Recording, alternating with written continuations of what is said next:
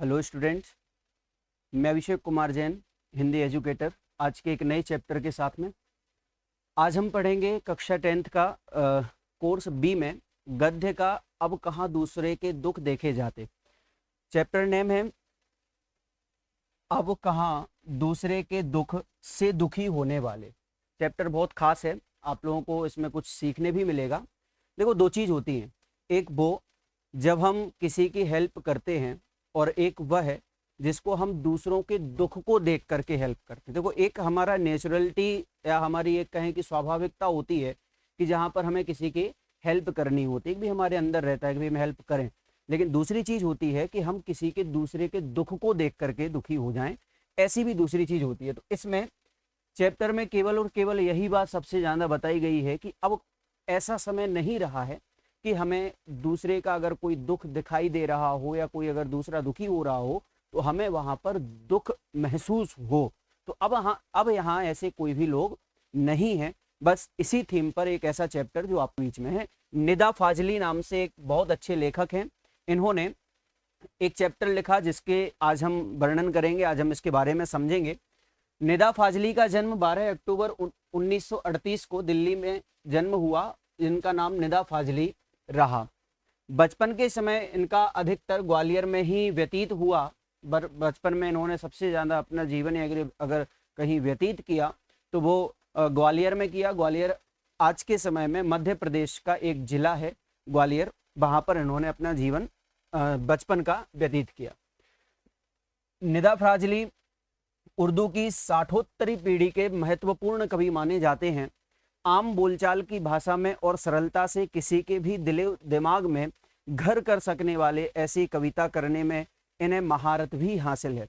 इनकी कविताएं जो इस तरह की हुआ करती हैं कि जो दिलो दिमाग में भी छा जाएं, ऐसी भी कविताएं इनकी हैं। और हम आज के समय में भी अगर देखें, अगर हम सोशल मीडिया पर एक्टिव रहते हैं तो अधिकतर जिनको पोइट्री करने का शौक होता है, जो पोएम्स लिखते हैं या जो भी कविता या कोई चार लाइन लिखते हैं, तो निदा फाजली साहब की कविताएं बहुत अच्छे से जानते होंगे, समझते होंगे और उनको पढ़ते भी होंगे।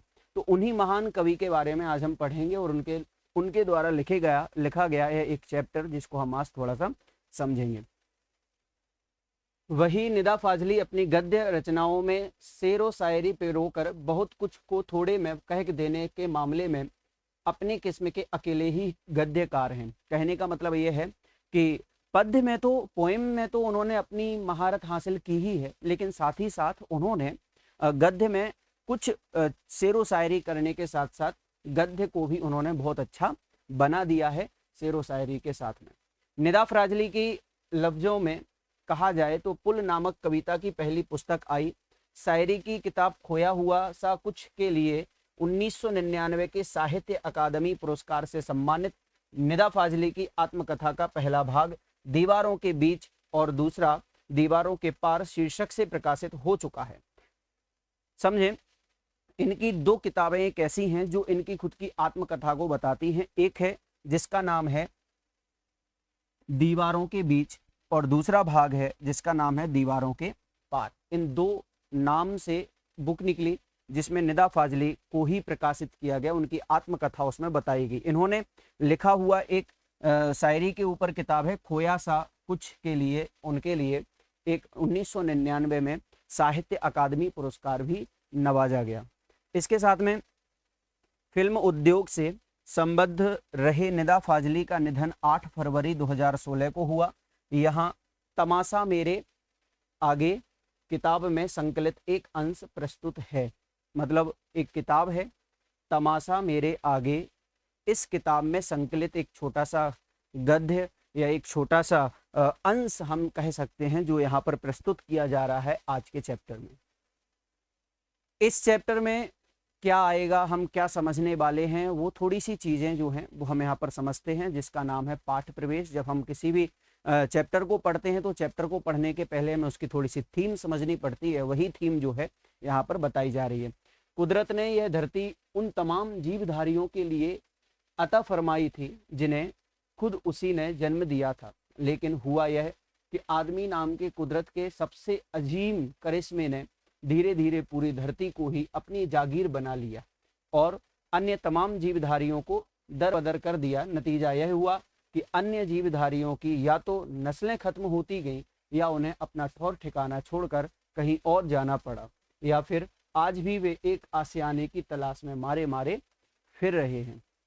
इतना भर हुआ रहा होता तब भी गमीनत गनीमत रही होती, लेकिन आदमी नाम के इस जीव की सब कुछ समेट लेने की भूख यही पूरी नहीं हुई। अब वह अन्य प्राणियों को ही नहीं, खुद अपनी जात को भी बेदखल करने से जरा भी परहेज नहीं करता। आलम यह है कि उसे ना तो किसी के सुख दुख की चिंता है और ना ही किसी को सहारा या सहयोग देने की मनसा है। यकीन ना आता हो तो इस पाठ को पढ़ जाइए और साथ ही याद कीजिएगा अपने आसपास के लोगों को। बहुत संभव है इसे पढ़ते हुए ऐसे बहुत लोग याद आएंगे जो कभी ना कभी किसी ना किसी के प्रति वैसा ही बर्ताव करते रहे हों।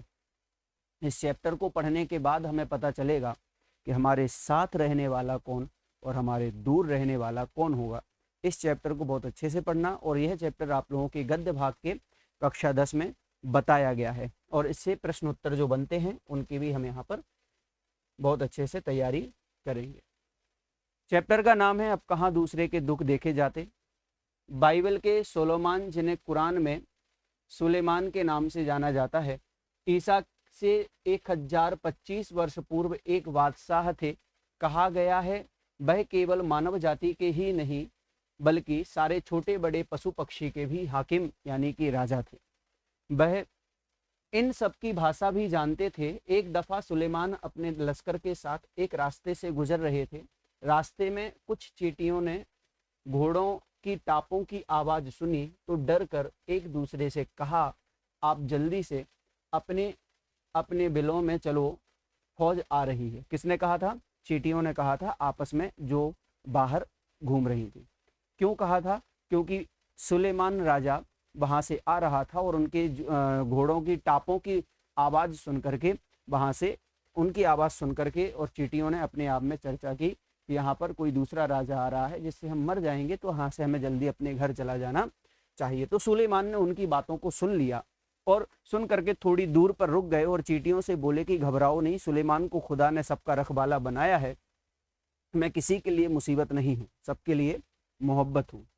चींटियों ने उनके लिए ईश्वर से दुआ की और सुलेमान अपनी मंजिल की ओर बढ़ गया, और बाद में चींटियां जैसे ही निकली तो सुलेमान आगे निकल गया।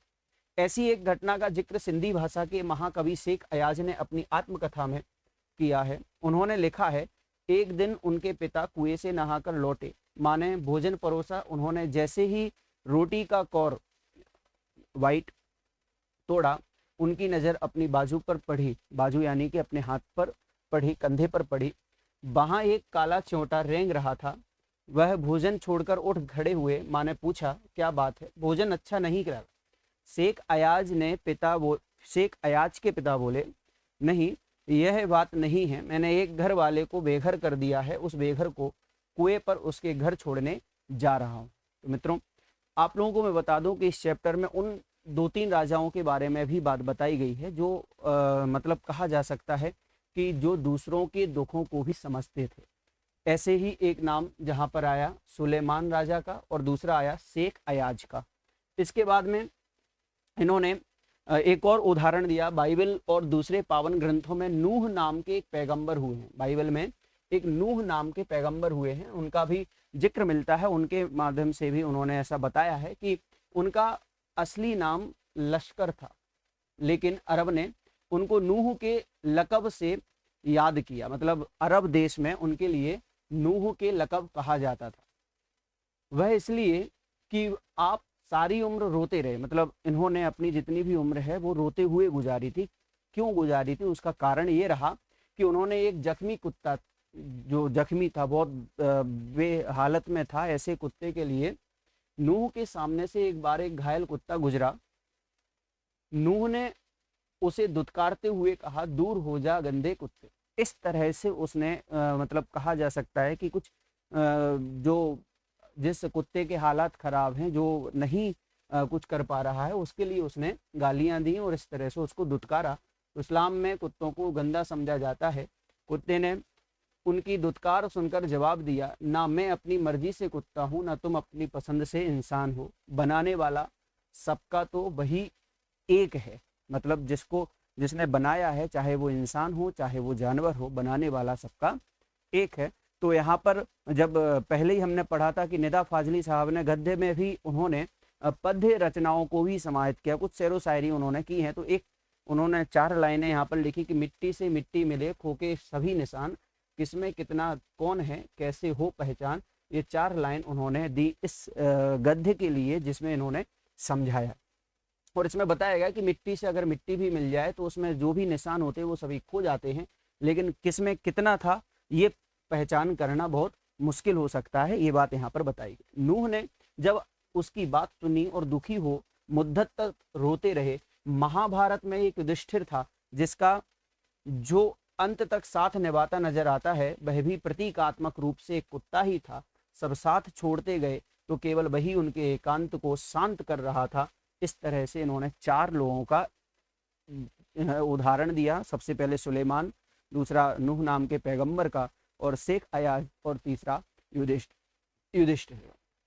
अब वो अपने बारे में भी ये बताना चाह रहे हैं कि उन्होंने भी किस तरह से दूसरों के दुखों को समझा, दूसरों के बारे में सोचा। दुनिया कैसे वजूद में आई, वजूद का मतलब होता है कि कैसे उसकी रचना हुई, पहले क्या थी, किस बिंदु से इसकी यात्रा शुरू हुई, इन सभी प्रश्नों के उत्तर विज्ञान अपनी तरह से देता है। धार्मिक ग्रंथ अपनी अपनी तरह से देते हैं। मतलब दोनों ही बात को, या तो साइंस कहें तो साइंस भी अपने हिसाब से देता है, और अगर धार्मिक ग्रंथ कहें तो धार्मिक ग्रंथ अपने हिसाब से उनके उत्तरों को देता है। संसार की रचना भले ही कैसे हुई हो, लेकिन धरती किसी एक की नहीं हुई। पंछी, मानव, पशु, नदी, पर्वत, समंदर आदि की इसमें बराबर की हिस्सेदारी है। कोई भी एक ना तो बड़ा है और ना कोई एक छोटा है। यह और बात है कि इस हिस्सेदारी में मानव जाति ने अपनी बुद्धि से बड़ी बड़ी दीवारें खड़ी कर दी हैं। पहले पूरा संसार एक परिवार के समान था और अब टुकड़ों में बंटकर एक दूसरे से दूर हो चुका था। पहले बड़े बड़े दालानों आंगनों में सब मिलजुल कर रहते थे, अब छोटे छोटे डिब्बे जैसे घरों में जीवन समेटने लगा। बढ़ती हुई आबादियों ने समंदर को पीछे सरकाना शुरू कर दिया, पेड़ों को रास्तों से हटाना शुरू कर दिया। फैलते हुए प्रदूषण ने पक्षियों को बस्तियों से भगाना शुरू कर दिया। बारूदों की विनाश लीलाओं ने वातावरण को शताना शुरू कर दिया। अब गर्मी में ज़्यादा गर्मी, बेवक्त की बरसातें, जल जले का मतलब यहाँ पर ज्वालामुखी से भी है और भूकंप इत्यादि से भी है। सैलाब, तूफान, नित नए रोग मानव और प्रकृति के इसी असंतुलन के परिणाम है। नेचर की सहन शक्ति की एक सीमा होती है। नेचर के गुस्से का एक नमूना बॉम्बे में भी देखा गया है, उसके बारे में भी यहाँ पर जिक्र किया गया है। तो कहने का मतलब केवल यहाँ पर यह है कि संसार की रचना कैसे हुई, संसार किस तरह से चल रहा है और उसको किस तरह से चलाने वाले होने चाहिए। जो भी लोग यहाँ पर हैं, जो रह रहे हैं, वो क्या हैं, क्या कर रहे हैं और उनकी क्या अहमियत है, वो सारी बातें जो हैं वो इस चैप्टर में हमें समझ में आई। तो सृष्टि का एक नमूना कुछ साल पहले बम्बई यानी कि मुंबई में देखने को मिला था, और यह नमूना इतना डरावना था कि बम्बई निवासी डरकर अपने अपने पूजा स्थल में अपने खुदाओं से प्रार्थना करने लग गए थे, क्योंकि इतना भयानक दृश्य था जो बॉम्बे में उस समय हुआ। क्या हुआ था देखते। कई सालों से बड़े बड़े बिल्डर समंदर को पीछे धकेल कर उसकी जमीन को हथियाने लगे थे। मतलब क्या कह सकते हैं कि जो बिल्डर हैं, जो वो बिल्डिंग बनाते हैं, वो समुंदर को पीछे करके और वहाँ पर अपनी बिल्डिंग बना रहे थे, और बिल्डिंगें बनाने के कारण से समंदर को सिमटना पड़ रहा था और सिमटता जा रहा था। पहले उसने अपनी फैली हुई टांगें समेटी, थोड़ा सिमट कर बैठ गया, फिर जगह कम पड़ी तो उकड़ू बैठ गया। तो मतलब कहा जा सकता है कि जब वो सैलाब वहां पर आया, जब वो समुद्र पीछे खिसकने लगा, तो थोड़ा थोड़ा करके वो पीछे और होता चला गया। फिर खड़ा हो गया, जब खड़े रहने की जगह कम पड़ी तो उसे गुस्सा आ गया, और जो जितना बड़ा होता है उसे उतना ही कम गुस्सा आता है। मतलब कहने का मतलब ये है कि जो जितना बड़ा होगा, विशाल होगा, उसको गुस्सा भी कम आएगा। परंतु आता है तो रोकना भी मुश्किल हो जाता है, और यही हुआ कि उसने एक रात अपनी लहरों पर दौड़ते हुए 3 जहाजों को उठाकर बच्चों की गेंद की तरह फेंक दिया। कहाँ की घटना है? बॉम्बे की घटना। तीनों दिशाओं में फेंक दिया। तो एक वर्ली के समंदर के किनारे पर आकर गिरा, तो दूसरा बांद्रा में कार्टर रोड के सामने, और तीसरा गेटवे ऑफ इंडिया यानी कि जो ताज होटल के सामने है, वहां पर टूट फूट कर सैलानियों का नजारा बना। बावजूद कोशिश वे फिर फिरने के काबिल भी नहीं हो सके। मतलब कहने का यह कि 3 ऐसे जहाज जिनको बॉम्बे शहर में इस तरह से भयानक दृष्टि से भी देखा गया था, और वो कब देखा गया, जब प्रकृति ने अपना रौब दिखाना शुरू कर दिया था। इसके बाद में समझाया, मेरी माँ कहती थी सूरज ढले आंगन के पेड़ों से पत्ते मत तोड़ो, पेड़ रोएंगे। दिया बत्ती के वक्त फूलों को मत तोड़ो, फूल बद्दुआ देते हैं। दरिया पर जाओ तो उसे सलाम किया करो, वह खुश होता है। कबूतरों को मत सताया करो, वे हजरत मोहम्मद को अजीज हैं, उन्होंने उन्हें अपनी मजार के नीले गुंबद पर घोंसले बनाने की इजाजत भी दे रखी है। मुर्गे को परेशान नहीं किया करो, क्योंकि वह मुल्ला जी से पहले मोहल्ले में अजान देकर सबको सवेरे जगाता है। इस तरह से निदा फाजली साहब ने लिखा, और उन्होंने 2 लाइनें लिखी, जिसके लिए भी ये जो हमने गद्य पढ़ा है वो पूरा 2 लाइनों में आ जाएगा कि सबकी पूजा एक सी, अलग अलग है रीत, मस्जिद जाए मौलवी, कोयल गाए गीत। कहने का मतलब यह है कि सभी की पूजाएं जो हैं वो अलग अलग होती हैं, लेकिन उसमें जो पूजा एक है, वो पूजाएं तो एक होती हैं, लेकिन उसकी रीत है, जो परंपरा है, वो सबकी अलग अलग होती है। बस यही अंतर होता है कि सब अपने अपने हिसाब से पूजा स्थलों पर दुआ करते हैं, भगवान से प्रार्थना करते हैं। अब यहाँ पर निदा फाजली साहब अपने खुद के एक तजुर्बे को बताते हैं, खुद के ही बात को बताते हैं कि ग्वालियर में हमारा एक मकान था, उस मकान के दालान में 2 रोशनदान थे। रोशनदान का मतलब होता है खिड़कियां, रोशनदान का मतलब खिड़कियां, खिड़की। उसमें कबूतर के एक जोड़े ने घोंसला बना लिया था। एक बार बिल्ली ने उचक कर 2 में से एक अंडा तोड़ दिया। मेरी माँ ने देखा तो उसे दुख हुआ, उसने स्टूल पर चढ़कर दूसरे अंडे को बचाने की कोशिश की, लेकिन इस कोशिश में दूसरा अंडा उसी के हाथ से ही टूट गया। किसके हाथ से? उसकी माँ के हाथ से ही टूट गया। कबूतर परेशानी में इधर उधर फड़फड़ा रहे थे। उनकी आंखों में दुख देखकर मेरी माँ की आंखों में आंसू आ गए। इस गुनाह को खुदा से मुआफ यानी कि माफ करने के लिए उसने पूरे दिन रोजा रखा।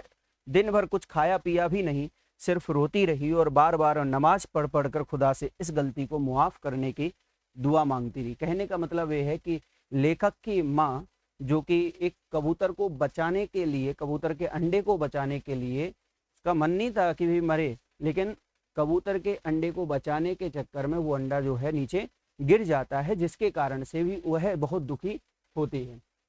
ग्वालियर से बम्बई की दूरी ने संसार को काफ़ी कुछ बदल दिया है। बसोरबा में जहां आज मेरा घर है, पहले यहाँ दूर तक जंगल था, पेड़ थे, परिंदे थे और दूसरे जानवर थे। अब यहाँ समंदर के किनारे लंबी चौड़ी बस्ती बन गई है।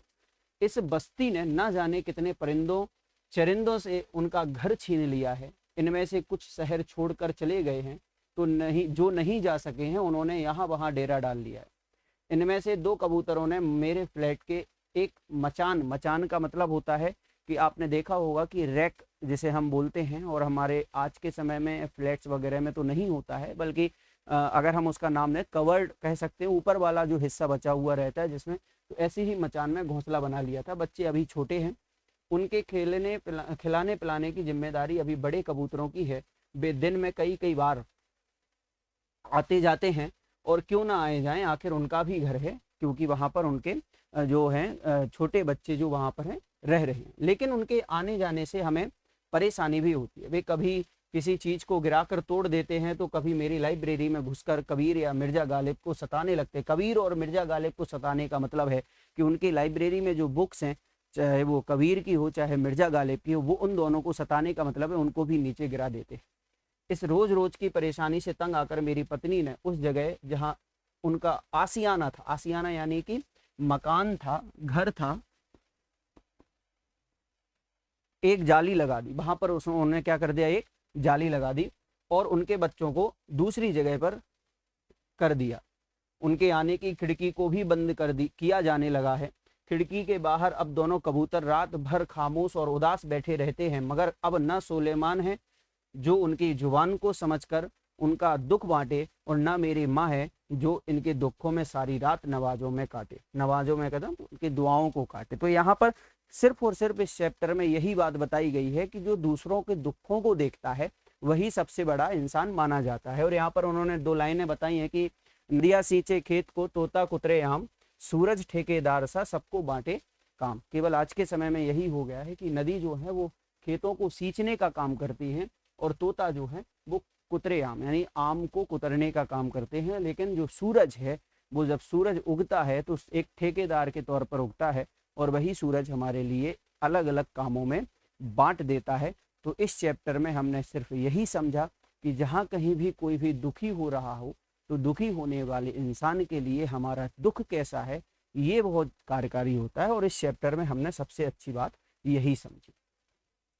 इस चैप्टर के गद्य भाग में जो प्रश्नोत्तर बताए गए हैं उन प्रश्नोत्तर में एनसीईआरटी का सबसे पहला प्रश्न है जो आप लोग देखें अपनी बुक में, लिखित प्रश्नों में जो भी कि आपको 25 से 30 शब्दों में लिखना है, उसमें सबसे पहला प्रश्न है अरब में लश्कर को नूह के नाम से क्यों याद करते हैं। देखें, अरब में लश्कर को नूह नाम से याद करने का कारण यह है कि एक बार उन्होंने जख्मी कुत्ते को धुतकार दिया था और इसी कारण वे उम्र भर रोते रहे थे, और रोने के कारण से और कुत्ते को डांटने के कारण से वह नूह के नाम से जाने लगे थे। लेखक की माँ किस समय पेड़ों के पत्ते तोड़ने के लिए मना करती है और क्यों। लेखक की माँ शाम के समय पेड़ों से पत्ते तोड़ने के लिए मना करती है इसलिए क्योंकि उनका मानना था कि ऐसा करने से पेड़ रोते हैं और हमें बद्दुआ देते हैं। तो यहाँ पर यह आ जाएगा। इसके बाद में हाँ, प्रकृति में आए असंतुलन का क्या परिणाम हुआ। तीसरा प्रश्न उत्तर देखें, प्रकृति में आए असंतुलन का दुष्परिणाम यह हुआ कि मौसम अनिश्चित हो गया। अनिश्चित का मतलब कि मौसम भी अपने हिसाब से कभी भी बरसने लग जाए या कभी भी कोई भी ऐसा मौसम अनिश्चित हो जाना। अब गर्मी में ज्यादा गर्मी, बेवक्त की बरसातें, जलजले, सैलाब, तूफान और नित नए रोग, इस सारे प्रकृति में आए असंतुलन का ही परिणाम होता है। और असंतुलन का परिणाम है कि आज के समय भी हमें बिना किसी कारण के कोई ना कोई आपत्ति आपदाएं झेलनी पड़ती।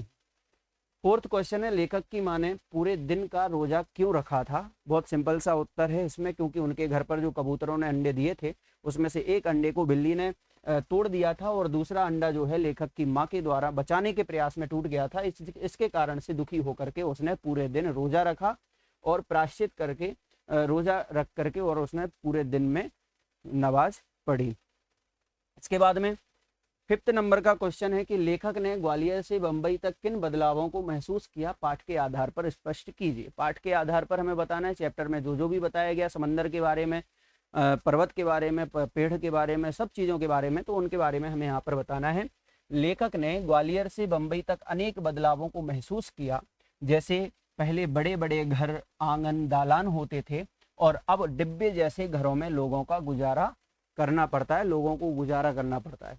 चारों ओर इमारतें, केवल इमारतें ही पाई जाती हैं। खुले स्थानों, पशु पक्षियों के रहने के स्थानों का अभाव दिखाई देता है। पहले पशु पक्षियों को घरों में स्थान मिलता था और आज उनके घर आने के रास्तों को ही बंद कर दिया गया है। इससे स्पष्ट होता है कि मानव स्वार्थी हो गया है और भावनाएं समाप्त होती चली जा रही हैं। तो यही परिणाम रहा कि जिसके कारण से लेखक को ग्वालियर से बंबई तक जाने में जो उन्हें बदलाव दिखाई दिया वो उसका कारण भी यही था। अगला प्रश्न है कि डेरा डालने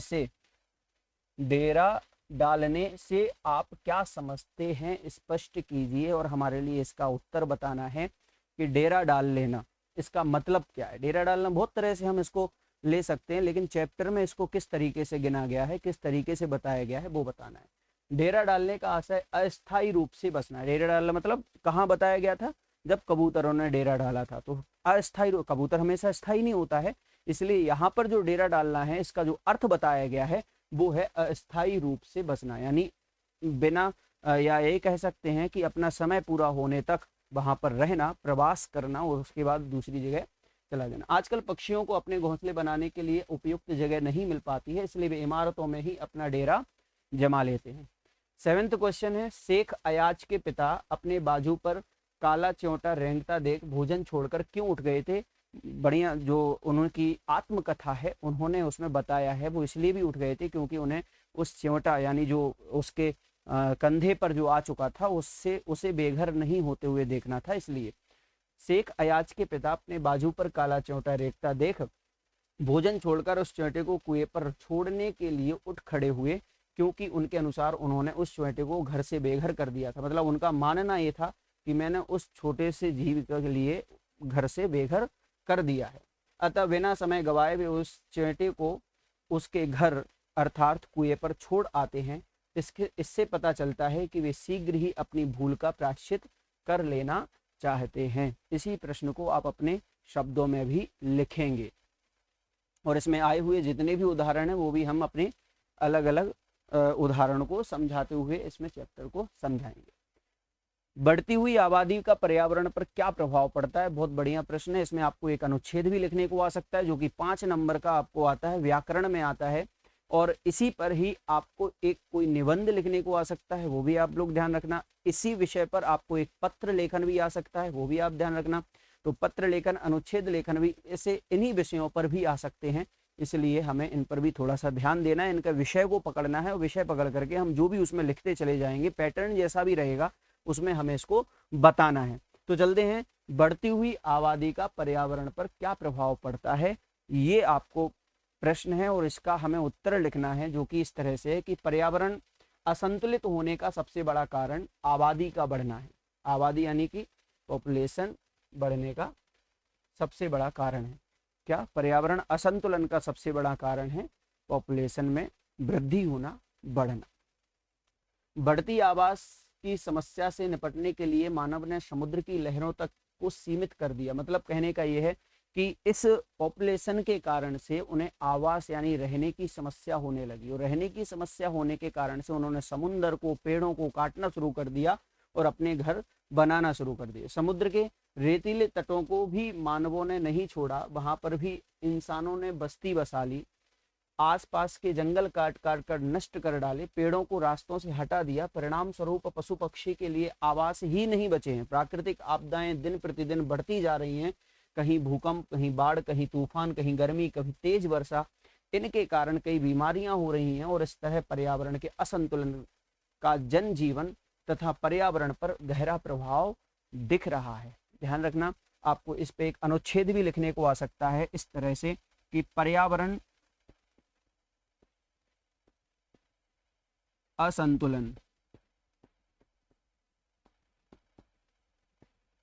इस विषय पर आपको एक अनुच्छेद लिखना है। अनुच्छेद मतलब जो हम अभी आगे इसमें समझेंगे भी, अनुच्छेद क्या कहलाता है। व्याकरण में आप लोगों को 5 नंबर का प्रश्न आता है, ध्यान रखना इस चीज के लिए समझना। पर्यावरण असंतुलन, अब इसमें आप लोगों को विषय आ सकता है सबसे पहले कि यह क्या है, जो आपको उसमें बताना है। ये क्या है, इसके बारे में, इसका कारण क्या है, ये कारण क्या है और इससे उपाय क्या हो सकते हैं, वो भी आपको बताने हैं। इन 3 संकेत बिंदुओं के साथ में आपको ये पर्यावरण असंतुलन पर एक निबंध लिखना है और यही हमारा एक होमवर्क इसी चैप्टर से लेकर के रहेगा।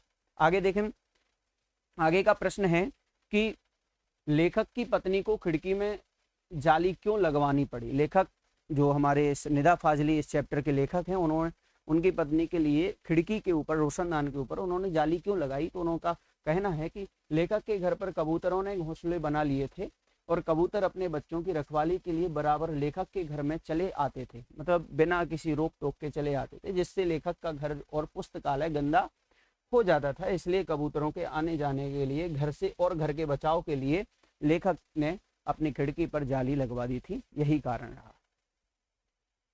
समुद्र के गुस्से की क्या वजह थी, उसने अपना गुस्सा कैसे निकाला, इस विषय पर आप उत्तर दीजिए। प्रश्न है, समुद्र के गुस्से की वजह। समुद्र के गुस्से की वजह तो आप लोग बिल्कुल अवगत रहे होंगे, क्योंकि इस चैप्टर में आपको बताया है कि जैसे जैसे इंसानों ने अपनी बस्तियां बसाना शुरू कर दी, उसके ऊपर अपनी इमारतें खड़ी करने लगी, तो समुद्र को हमने ढकेलना शुरू कर दिया। समुद्र को जैसे ही हमने ढकेलना शुरू किया तो उसमें रोष बढ़ा और रोष बढ़ने के कारण से उसने अपना गुस्सा बनाया। तो वैसे ही यहाँ पर बताया कि समुद्र का लगातार सिमटना समुद्र के गुस्से की वजह थी। कई वर्षों से बड़े बड़े बिल्डर समुद्र को पीछे धकेल कर उसकी जमीन पर कब्जा कर रहे थे और बेचारा समुद्र लगातार अपना स्वरूप छोटा बनाते हुए सिमटता चला जा रहा था, वो छोटा होता चला जा रहा था। पहले तो उसने अपनी टांगों को समेटा, फिर उकड़ू बैठ गया और फिर खड़ा हो गया, और यही प्रक्रिया निरंतर चलती रही। तो समुद्र को गुस्सा आ गया, और जब उसे गुस्सा आया तो उसने गुस्से में अपनी लहरों पर दौड़ते 3 जहाजों को उड़ाकर 3 दिशाओं में फेंक दिया। एक बर्ली के समुद्र किनारे, और दूसरा बांद्रा में कार्टर रोड पर, और तीसरा गेटवे ऑफ इंडिया पर गिरा। जहाजों में सवार लोग बुरी तरह से घायल हो चुके थे और उन जहाज का ऐसा हाल हुआ था कि वो दोबारा भी उसमें कोई भी मरम्मत नहीं हो पा सकती थी, यही कारण रहा। आगे, मिट्टी से मिट्टी मिले खो के सभी निशान, किसमें कितना कौन है कैसे हो पहचान। इन पंक्तियों के माध्यम से लेखक क्या कहना चाहता है आपको स्पष्ट करना है। मैंने आपको इसका उत्तर बता दिया है, वैसे भी इसका जो लाइन है, इन लाइनों का अर्थ मैंने बता दिया कि मिट्टी से मिट्टी मिले, यानी हर एक इंसान जो है वो मिट्टी से मिलकर के बना है। और मिट्टी से अगर जो बना हुआ इंसान होता है, तो मिट्टी से जब मिट्टी मिलती है तो खो के सभी निशान, वो अपने जितने भी निशान होते हैं, चिन्ह होते हैं, उनको खो देती है। और जब वो बनती है तो किसमें कितना कौन है, मतलब कौन किस किस इंसान में कितनी मिट्टी प्रयोग हुई है, कौन सा समझदार है, कौन सा क्या है, ये उसमें पहचान नहीं होती है। तो इन्हीं पंक्तियों का जो है आपको उत्तर बताना है, इन पंक्तियों का आपको अर्थ बताना है। और यहाँ पर लेखक क्या कहना चाहता है, तो लेखक कहना चाहता है कि सभी प्राणियों का निर्माण मिट्टी से हुआ है और अंत भी इसी मिट्टी से हो, लेकिन सभी मनुष्य समान हैं, मतलब फिर भी सभी मनुष्य समान, उसमें भेदभाव करना उचित नहीं है। हमें मिलजुल कर अपने आपसी सौहार्द को, आपसी रहन सहन को एक जैसा बना रहने देना चाहिए। पशु पक्षियों को भी वही ईश्वर बनाता है जो इंसानों को बनाता है। जब सभी मनुष्यों में एक ही तत्व कौन सा यहाँ पर आया है, मिट्टी, तो मिट्टी समाया हुआ है, तो उन्हें अलग अलग कर बताना उचित नहीं है, यानी उस मिट्टी को भी हमें अलग अलग करके बताना भी उचित नहीं है। इसे पहचानने की कोशिश भी व्यर्थ है, और इसे पहचानना भी व्यर्थ है कि अगर कोई छोटा है तो उसको छोटा कह देना, है तो वो मिट्टी, है तो वो एक ही तत्व, इसलिए इस तरह से उसमें नहीं बताना। आगे का प्रश्न है, नेचर की सहन शक्ति की एक सीमा होती है। नेचर के गुस्से का एक नमूना कुछ साल पहले बंबई में देखने को मिला था। इस पंक्ति का आपको आशय स्पष्ट करना है, क्योंकि यहाँ से अब हमारे जो प्रश्न है वो हमें आशय स्पष्ट कराने वाले हैं। कौन से हैं? आशय स्पष्ट कराने। आशय का मतलब मैंने आपको पहले बता दिया है, तात्पर्य, तात्पर्य मतलब अर्थ, भाव अर्थ, कि हम उस लाइन को समझ करके क्या अपने आप में समझ पाए हैं वो हमें अपने आप से लिखना है। इन पंक्तियों का आशय यह है कि हर एक की अपनी सहन शक्ति की सीमा होती है, और फिर चाहे वह प्रकृति हो या इंसान, उससे छेड़छाड़ या खामियाजा सबको भुगतना पड़ता है। मतलब उससे छेड़छाड़ करने का जो खामियाजा है, नुकसान है, वो हमें खामियाजा का मतलब यहाँ पर लिख लें नुकसान, हम सभी को भुगतना पड़ता है। और इसका उदाहरण हमें कुछ वर्षों पहले समुद्र द्वारा फेंके गए 3 जहाज़ों के जरिए मिलता है, जो अलग अलग स्थानों पर जा गिरे और इसमें सवार लोग बुरी हालत से भी घायल हुए थे। जो जितना बड़ा होता है उसे उतना ही कम गुस्सा आता है। इस पंक्ति का आशय स्पष्ट करना है। आप लोगों को जो चैप्टर पढ़ाया गया उसमें ये लाइन आई थी, जब हम समुद्र के बारे में चर्चा कर रहे थे उस समय इसमें बताया गया था और कहा गया था कि इन पंक्तियों का आशय क्या होगा। तो आशय यह है कि उदार और महान लोगों के कारण बड़े लोगों में अपनी इंद्रियों को काबू करने की क्षमता होती है, वे क्षमाशील होते हैं। वैसे ही महानता क्रोध करने और दंड देने में ना होकर क्षमा करने में होती है, लेकिन उन्हें जब अत्यधिक परेशान किया जाता है तो वे शांत नहीं रहते। यह पंक्ति समुद्र के लिए कही गई है और मनुष्य ने अपने स्वार्थ के लिए समुद्र को समेट दिया, लेकिन जब वह क्रोधित हुआ तो उसने अपनी ही लहरों पर चलते जहाजों को गेंद की तरह उछालकर दूर फेंक दिया। ये यहाँ पर कहा गया है। तो इस पंक्ति के आशय में अब यहाँ पर आपको एक और बड़ा प्रश्न भी बन सकता है, उस बड़े प्रश्न को भी आप इसमें ऐड कर सकते हैं। 14 नंबर का क्वेश्चन है कि इस बस्ती ने न जाने कितने परिंदे चरिंदों से उनका घर छीन लिया है। इनमें से कुछ शहर छोड़कर चले गए, तो जो नहीं जा सके तो उन्होंने यहाँ वहाँ डेरा डाल लिया। इस पंक्ति का क्या आशय है, इस लाइन से हमें क्या समझना चाहिए?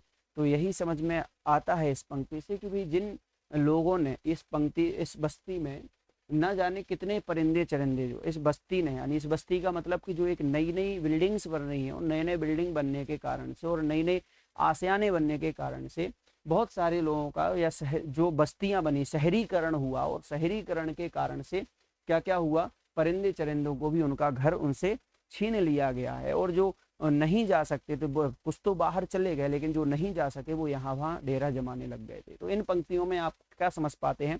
उपर्युक्त पंक्तियों का आशय यह है कि बढ़ते शहरीकरण ने पक्षियों से उनके घर छीन लिए हैं, इसलिए कुछ पक्षियों ने अपने ठिकाने बदल दिए हैं या शहर की इमारतों में अपने नए ठिकाने बना लिए हैं। इन पंक्तियों का अर्थ यह है कि आज मानव इतना स्वार्थी हो गया है कि अपनी स्वार्थ पूर्ति के लिए दूसरों को कष्ट देने से भी नहीं हिचकिचाता है। मतलब वो इतना स्वार्थी है कि अगर हमें दूसरे के हमें अब अपना काम करना होगा तो हम दूसरे को मार करके या दूसरे को दुख पहुंचा करके भी हम अपना काम पूरा कर लेंगे, ऐसा यहाँ समझाया।